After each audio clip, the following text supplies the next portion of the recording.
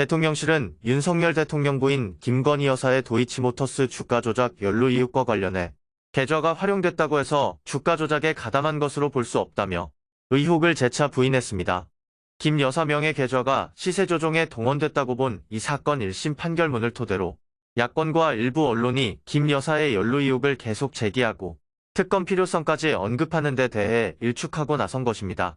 김민주 기자입니다. 대통령실은 14일 오전 더불어민주당이 판결문 내용을 자의적으로 해석해 정치 공세용 가짜 뉴스를 퍼뜨리고 있어 사실관계를 바로 잡습니다라는 제목의 대변인실 명의 언론 공지를 올렸습니다. 대통령실은 수사와 재판 과정에서 수십 명을 강도 높게 조사했으나 김건희 여사와 주가 조작 관련 연락을 주고받거나 공모했다고 진술한 사람은 단 한 명도 없다며 그 결과 범죄 사실 본문에 김건희 여사에 대한 구체적인 언급이 전혀 없는 것이라고 말했습니다.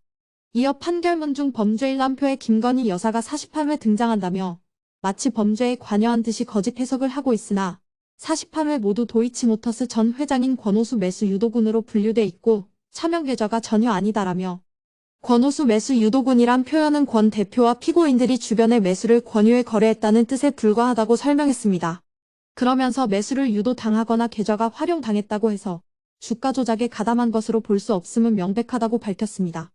대통령실은 또 일부 언론은 2차 주가 조작 기간에 48회나 거래했다고 부풀리고 있으나 매매 내역을 보면 2010년 10월 28일부터 12월 13일까지 기간에 단 5일간 매도하고 3일간 매수한 것이 전부라며 아무리 부풀려도 3일 매수를 주가 조작 관여로 볼 수 없다고 말했습니다.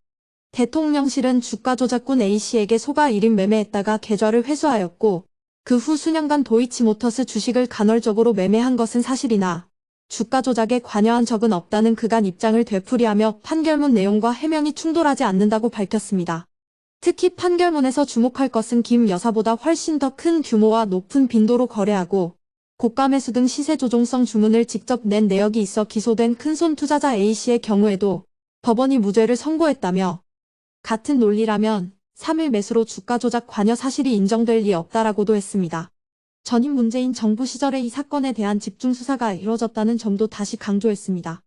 매일TV 뉴스 김민주입니다.